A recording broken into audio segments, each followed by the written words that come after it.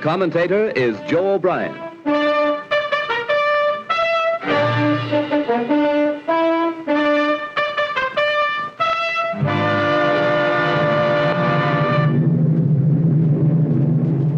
Here is the motion picture record released by the United States Navy of the havoc wrought by the Japs' sneak sky and sea raid on Pearl Harbour, America's mid-Pacific naval bastion.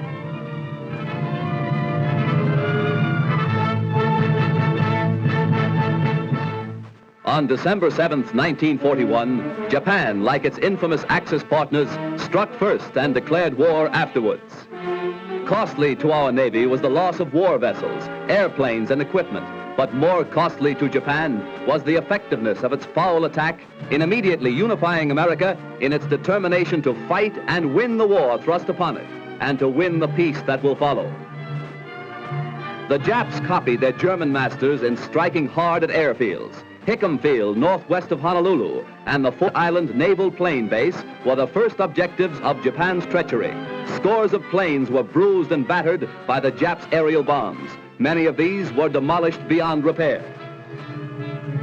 Direct hits were scored on hangars, and these were badly shattered. Equipment and airplane supplies were reduced to smoldering ruins. Here at the Naval Air Station is grim and positive evidence of Jap treachery. Here foul blows were struck, while Jap diplomats were talking peace in Washington. America lost 3 destroyers. Here are seen the United States destroyers Downs and Shore as they rest on the bottom of Pearl Harbor with decks awash after Jap bombers make direct hits on their decks. First to feel the sting of Japanese steel are the USS Oklahoma and Utah, the latter a 33-year-old target ship. Accurate hits by the enemy bombers make short work of these 2 naval bulwarks. Now, with their keels practically out of water, they lie helpless wrecks and a sad reminder of cowardly strategy. To make possible a surprise attack within Pearl Harbor, the Japs built 2-man submarines to enable them to fire sneak blows within waters that are narrow and tortuous. Several of these surprise weapons were blown from the water by direct hits of our naval gunners. Others were beached and captured.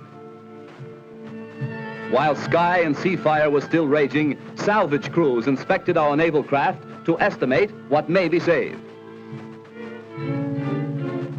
Before the din of bursting bombs had been silenced, preparations were underway to salvage these 2 warships.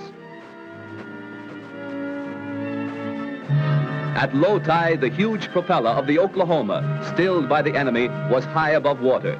It is believed that the small 2-man Jap submarines carrying dual torpedo tubes were responsible for these 2 losses to our Pacific fleet.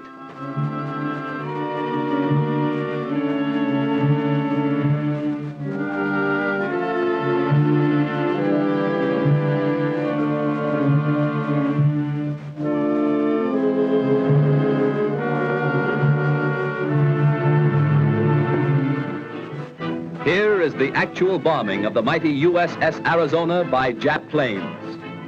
These pictures were made by a fearless cameraman who thought nothing of his personal safety to make possible this record for all posterity. A single lucky hit was responsible for the disaster that befell the Arizona when a Jap bomb falling directly through one of the battleship's funnels exploded in the engine room and set ablaze tons of fuel oil. Dense black smoke billowed to the sky as the massive control tower began to keel over. The Arizona's courageous crew stuck to its guns until the very end.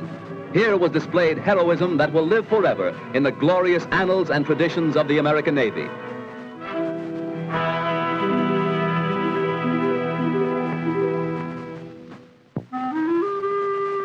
The once mighty Arizona now rests on Pearl Harbor's muddy bottom, a pitiful relic of its former self, a grim monument to the treachery of Japan. The once mighty dreadnought's armor plate is twisted and torn, but the great battleship's control tower still stands, a defiant beacon that in days to come will cast its shadow upon Nippon's very shores.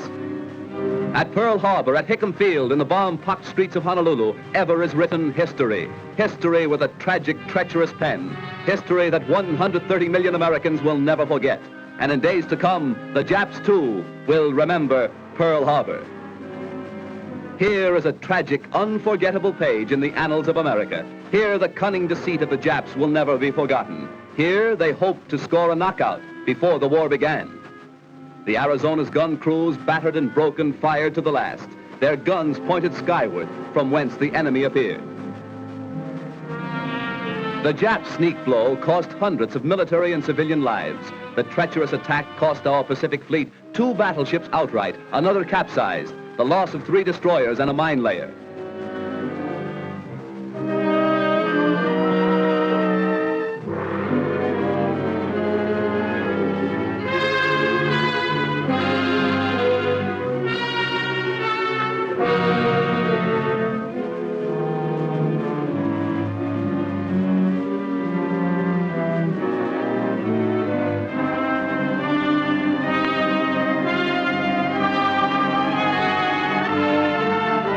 While bombs were still bursting and flames still pouring from our shattered naval craft, a light United States cruiser valiantly moves out to join the fleet and avenge Pearl Harbor.